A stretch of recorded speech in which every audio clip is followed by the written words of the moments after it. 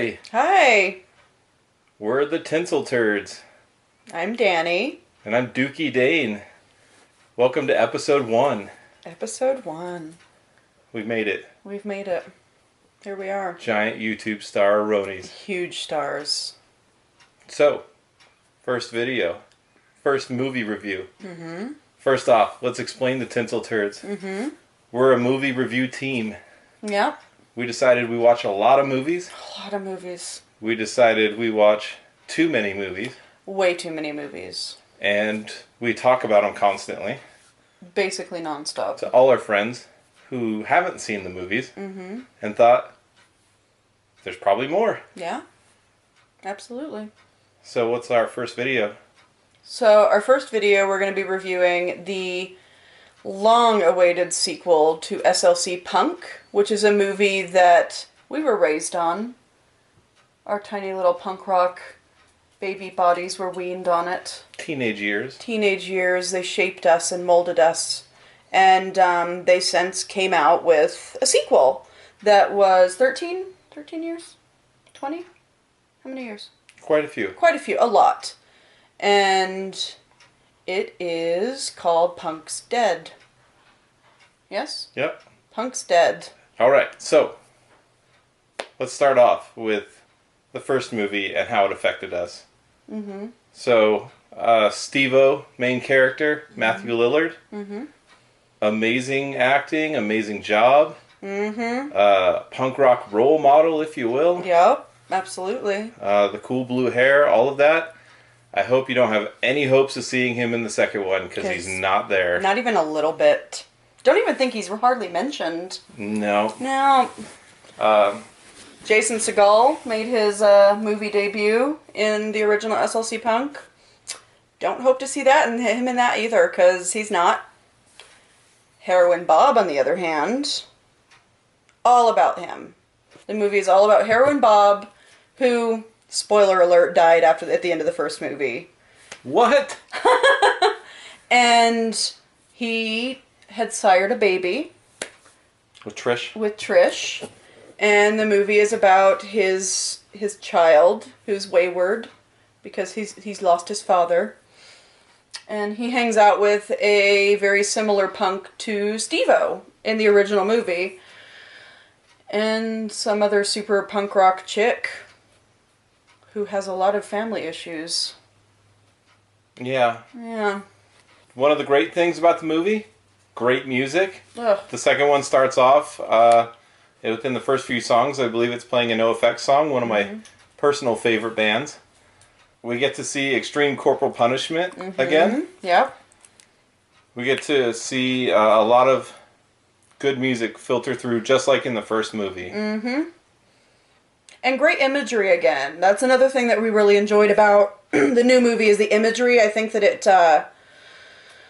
brought a lot of the reminiscent things from the original movie into this one with the imagery of the different slideshows that showed the different types of punks or the different areas in Salt Lake City. But they didn't really film in Salt Lake City as much in this movie. It was more outer Utah. Yeah, not so much in the city as they did around the city. Right. Industrial areas. Yeah. What we did love and what surprised us is the Mod Man was John in the it. Mod. John the Mod was in it. Yep. And, oh my god, Devon Sawa was in it. And he had his shit together. And that was awesome. Great movie. Great actor. Great character. Yes. We loved that. My personal favorite, John the Mod. Loved it. Loved seeing a guy who was relatively not much in the first one, being kind of a complete change around and cool storyline. He's definitely one to watch in this movie. Absolutely. See, and I was all about Devon Sawa. What was his character's name? Sean, that was it. Sean, thank you. And he was a tremendous tour de force in this movie, I think. He really spearheaded a lot of the storyline in the movie, and I really enjoyed that. Because I think it helped me to recall and see how, when I was a punk, when I was a youth, and all of my friends were punks when we were youths, now I'm older, like Sean and John the Mod, and seeing the transition that I'm seeing now in my real life, seeing it in the movie was really, really fun, and I really enjoyed that a lot. I liked that. It was a movie that touched our hearts. However, in my opinion, I felt that this movie didn't have that edge from the first movie. It didn't really recreate that feeling I had when I was younger. It didn't make me feel like what it was like to be, an angsty teenager who had something to say but no one would listen. It felt more like a prissy kid that grew up without a dad, was trying to find his way in the world, and I can't relate to that as much. I'm excited to see what else comes out. Mm-hmm. And I will watch it. Okay, so we have a segment at the end of each review where we have one really bad thing about the movie and one really good thing about the movie. And since I'm a Debbie Downer all the time, I'll be doing the bad thing. Everything's kind of poo related. Deal with it. We're going to be doing the double flush of the movie, which I would say is the fact that Steve-O's not in it, yet was such a big character in the first one. Said it like 1,000 times while we were watching the movie. Can't believe he's not in it. Even a cameo would have been nice if they'd said, even if it was just a phone call. I mean, come on, Matthew Lillard could have called in. Yeah. And they could have just had a recording of his voice, and even that would have just really made it for me. So that's this week's double flush. And down the drain.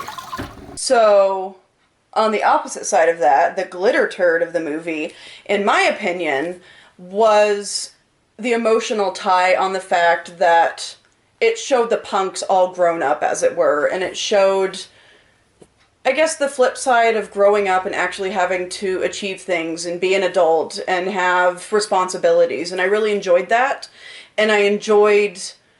I'm going to say it again. I loved Evan Sawa in the movie. He was just fabulous, and I could just squish his little cheeks. I think he was great. Well, there you have it. It's downloadable. I think you can get the DVD now. You can today, I think. If you're watching this 10 years after it came out, I hope you can get the DVD. If Vudu still exists, get it on there. If not, just swing on by, and hopefully I'll have it, and you can watch it with me. Yeah. And yeah, so how many golden turds would you give this movie? What's our numbering scale? Which is, golden turds are going to be our star rating system, 1 through 5. 1 being a big fat stinker, and 5 being pretty much the best. Just a poop that you don't even have to wipe. Yeah, you don't even want to wipe it. You don't have to wipe it. Don't have to. Just a ghost poop, they call that. I would personally, I think, say 3.5. There you have it. I agree. 3.5 golden turds. So that's it for this week, and look forward to next week. We are the Tinsel Turds, and we'll see you out there, Hollywood.